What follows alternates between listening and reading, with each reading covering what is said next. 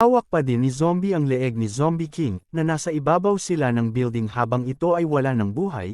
Napatanong sila Dawn at President Violet na iniisip kung tapos na ba ang kanilang napakatinding laban. Binitawan siya ni Zombie, at ang Zombie King ay nagsimulang bumagsak sa isang mataas na gusali. Makikita ang epekto ng pagkahulog ng Zombie King, na ang lupa ay nabasag, at ang Zombie King ay hindi na gumagalaw. Nagulat si Chief at nagtataka kung ano ang nangyayari, nakikita nila ang Zombie King na hindi na gumagalaw. Sinabi ni Blackie na malamang na natakot siya sa ikatlong anyo ng kanilang hari. Hindi makapaniwala si Faye sa kanyang nakikita, dumating sa ibabaw ng gusali ang isang helicopter, at hinihila ng bata si Faye upang tumakas na sila. Sinabi niya na wala na ang lahat ng kanilang coastal air defense boat kaya dapat silang umalis hanggat maaga pa dahil kung hindi sila makakaalis sa ngayon, ay baka hindi na sila makaalis dito at mahuli sila. Bigla niyang nakita ang isang lalaki na nakatayo sa kanyang harapan, at agad silang lumayo at napasigaw sila sa takot sa zombie. Laking gulat niya nang makita nila ang zombie sa kanilang harapan. Napatanong siya na paano nalaman ng zombie ang kanilang lokasyon, dahil hindi sila nagpapakita sa kanila simula kanina. Seryoso silang tinitigan ni Zombie, at bumagsak sila sa lupa habang nanginginig sa takot. Tinanong sila ng Zombie kung sila mismo ang susuko sa kanya o baka gusto nilang sumunod sa Zombie King. Binigyan sila ng Zombie ng 1 segundo para magpasya, at agad namang sumuko ang scientist na bata. Nanginginig sa inis si Faye habang seryosong nakatingin sa kanya si Zombie. Si Professor Jamie, napapatayin na sana sa paningin, ay nahuli ito ng buhay ni Zombie. Nagtataka si Pangulong Violet kung ano ang nangyayari kay Zombie, ngunit hindi rin ito alam ni Dawn. Nagsalita si Zombie na masyadong nakakatakot ang pagpasok niya sa kanila dahil isa siyang zombie. Sinabihan ni Pangulong Violet si Dawn na puntahan at tanungin si Zombie, ngunit tumatanggi si Dawn nang dahil sa nakita niya kung gaano siya nakakatakot kanina. Itinulak siya ni President Violet palapit kay Zombie at sinabing puntahan niya na siya, dahil aalis na sila papuntang academy at para gawin ng President si Zombie. Nauuto si Dawn habang tinatanong ang Zombie kung ayos lang ba siya, at kung papwedeng umalis na daw sila ngayon. Tumalon siya at napasigaw sa gulat nang tumayo bigla ang Zombie at sinabing nagugutom na siya, at sinabi din ni Zombie na gusto niya talaga ng damit na di basta-basta nasisira, dahil marami na daw siyang nasirang na damit. Napabuntong hininga si Dawn nang makita niya muli ang pagiging positibo ni Zombie ngayon. Tinanong siya ni Dawn kung naaalala niya pa ang ginawa niya kanina. Sumagot si Zombie na ginagawa niyang alalahanin ang lahat, ngunit ito ay medyo malabo sa kanyang alaala sa ngayon. Ipinaliwanag niya na nawala siya sa sarili sa oras na yun, ngunit alam niyang mayroon siyang natalo na kakaibang zombie na katulad niya. Ngunit ang nakalaban niya ay masyadong mahina para matalo siya, kaya si Zombie ay hindi na nag-abala sa pag-alala sa kanila. Tinanong ng batang lalaki si Faye kung ano ang nangyayari sa kanya dahil nakikita niya itong tumatawang mag-isa. Natatawa siya na hindi niya inaasahan na mayroon hindi matatawarang nilalang na kasing lakas ni Zombie. Sinabi ni Faye sa kanya na kukuha siya ng sample ng mga genes ni Zombie at lilikha siya ng nilalang na mas malakas pa kaysa kay Zombie. Kaya lang, ang Zombie King na nilikha ni Professor Jamie ay napatay ni Zombie, kaya hanggang sa ngayon naiinis pa din siya kay Zombie, at sa wakas ay natapos na din ang insidente kay Professor Jamie.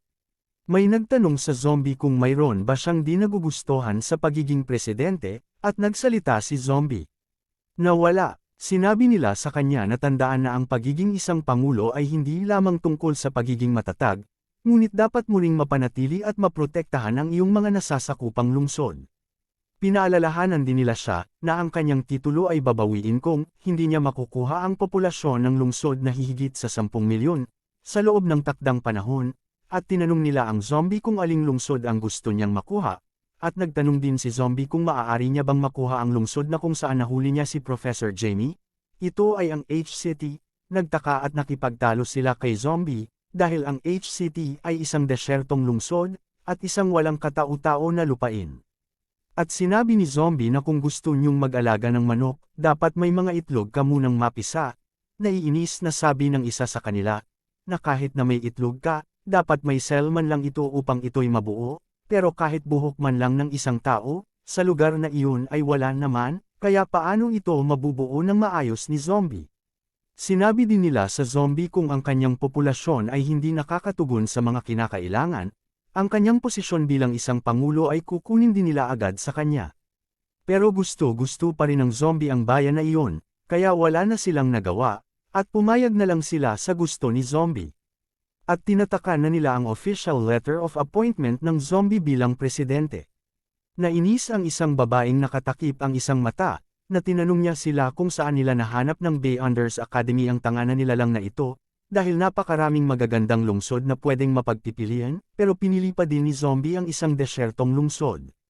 Napabuntong hininga na lang si President Violet dahil sa stress sa kanilang kaguluhan.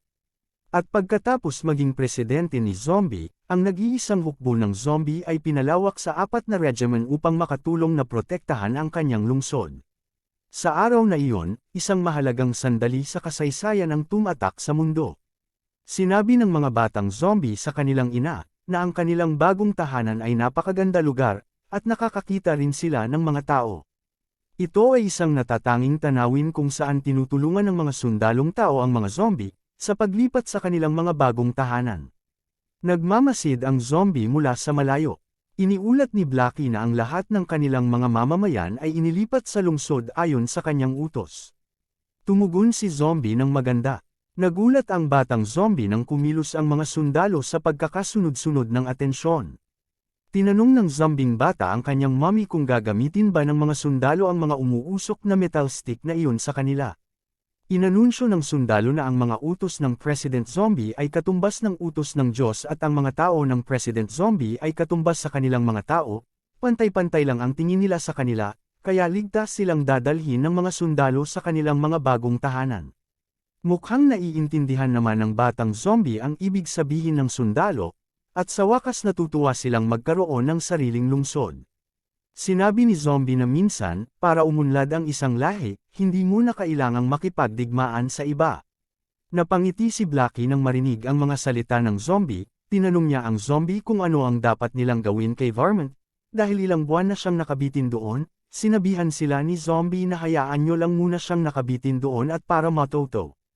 Noong araw na iyon sa Zombie Town Municipal Council, nakasabit pa din si Varmint sa tuktok ng gusali, umiyak siya habang inaamin niya ang kanyang kamalian, at magiging masunurin na raw siya mula ngayon at ayaw niya ng maging malukong zombie.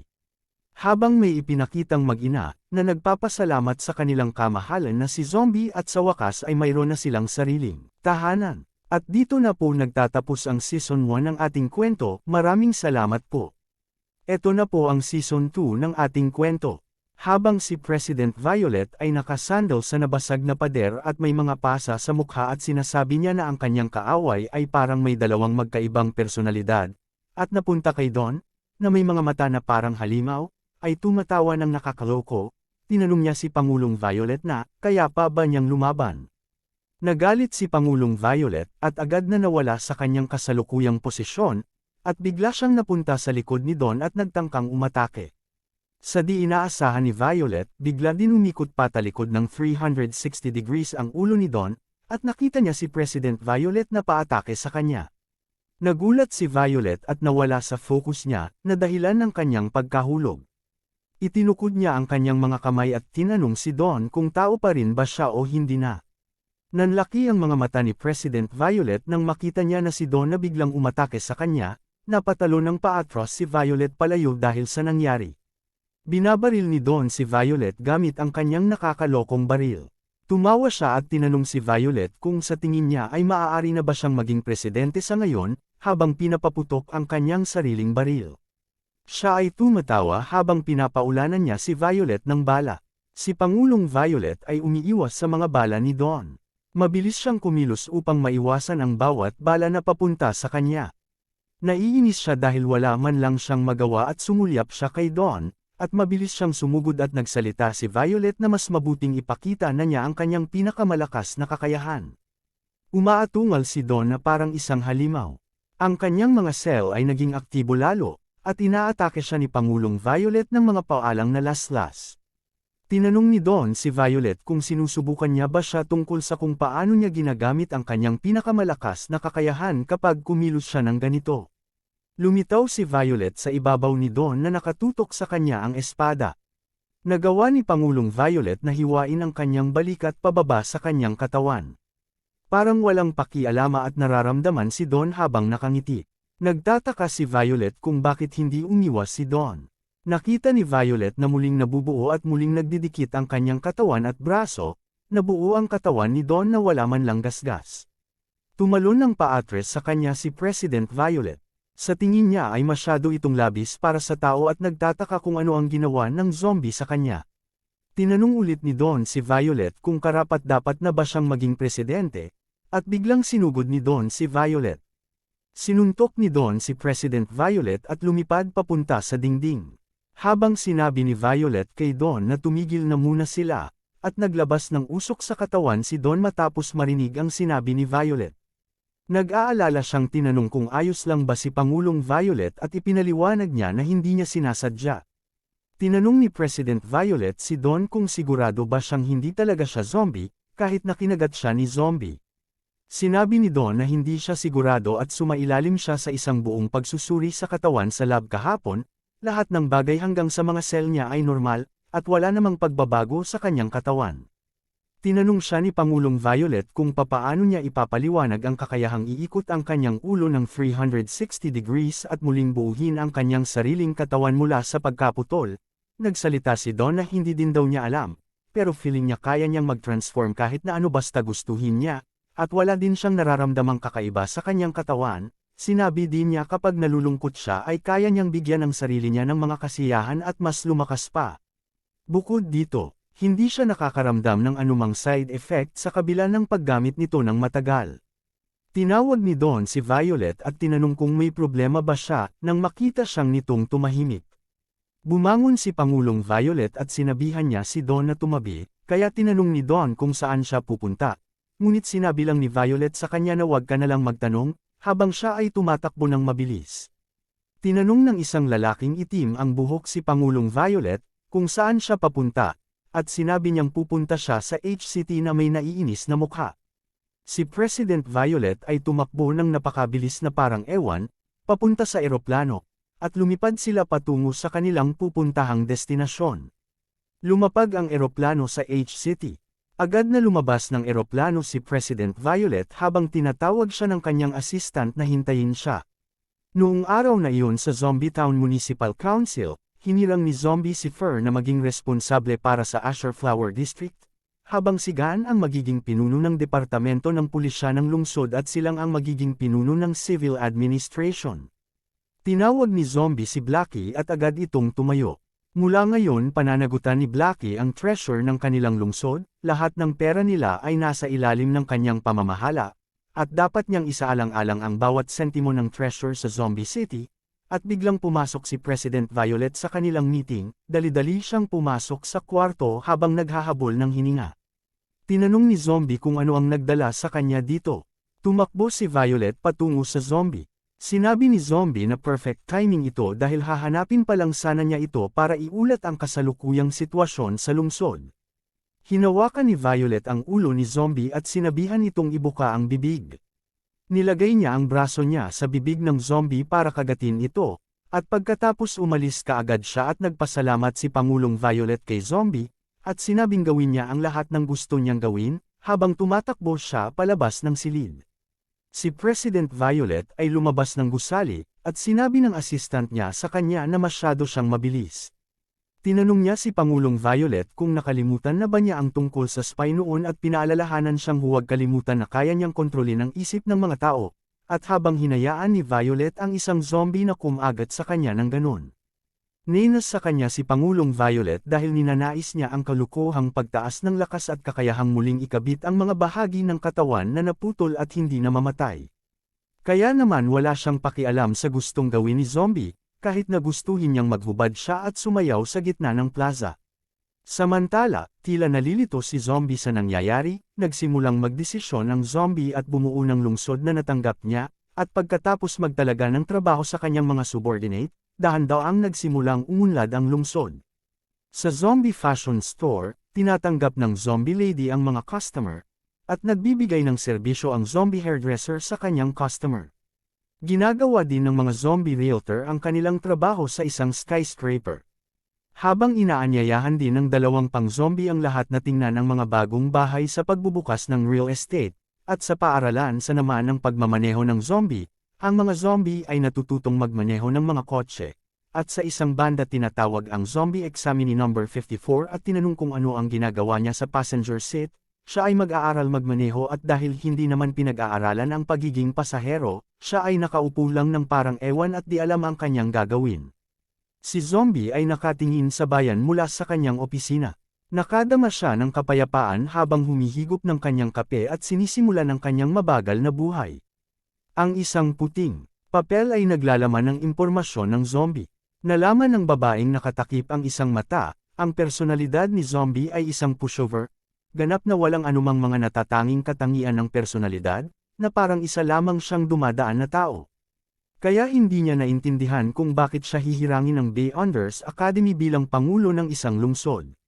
Tinanong niya si Inspector Chen kung narinig niya ba ang sinabi ng hepe ng Stainless Steel Academy at ipinaliwanag niya na sinasabi niya sa Beyonders Academy na imbitahin si zombie na maging isang presidente ng lungsod. Sinabi ni Inspector Chen na normal lang na magkaroon ng kompetisyon sa pagitan ng Academy, pero hindi naman daw nila nakita na siniraan nila ang isa't isa.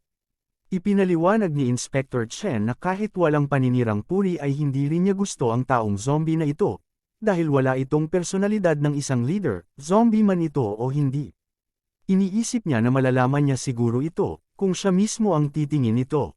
Sa isang lugar sa North Pole, isang helicopter ang lumilipad, at isa ding malaking barko ang dumaong sa lugar. Sinalubong niya si Professor Strange sa kanilang pagdating at sinabing magandang araw Professor. Nagtanong si Professor Strange kung narinig niya na natuklasan nila ang bangkay ng mga sinaunang tao dito. Kaya ang sabi ng bata ay oo, at ito ay isang tuyong bangkay na tinatayang nasa libu-libong taong gulang. Sinabi rin niya na natagpuan nila ito habang nagsasagawa ng ilang mga eksperimento, at nakabaon ito ng 500 metro sa yelo, ito ay sinusubukan na nilang kunin gamit ang crane. Sinabihan sila ng propesor na mag-ingat na huwag masira ang katawan. Kung ito ay sinaunang panahon, maaaring ito ang pinakadakilang pagtuklas sa lahat ng sibilisasyon ng tao. Sinabihan sila ng lalaki na mag-ingat at dalhin ito ng dahan-dahan.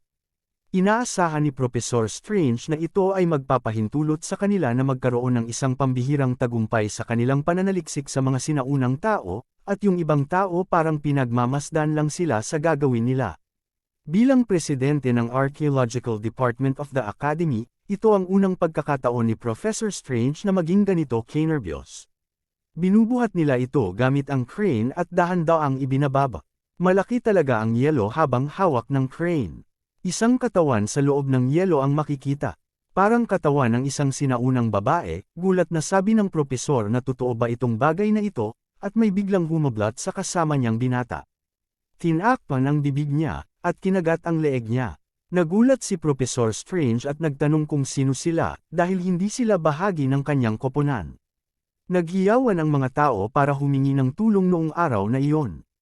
Natamba sa yelo si Professor Strange nang siya ay sinipa. Sinabihan sila ng tao na gamitin si Professor Strange bilang isang sakripisyo. Sinabi nila sa kanya na huminto sa pagpupumiglas dahil kailangan lang nila ng dugo. Seryoso ang mukha ng lalaki habang pinagtatawanan sila ng dalaga. Inilapag nila ang higanting yelo sa lapag. Sinimulan nila itong wasakin, at ipinakita nito ang sinaunang katawan ng babae. Ang hubad na katawan ng babae ay nagsimulang dahan-daang magpakita, at ang batang babae ay nagsuot ng damit sa buong katawan niya, pagkatapos pinupuri nilang lahat ang Blood Queen. Hangad nila ang kanilang reyna ng mahabang buhay at walang hanggang kabataan. Nakatayo nang ang Blood Queen at tinanong niya sa kanila, na kung buhay pa ba ang tangang si zombie.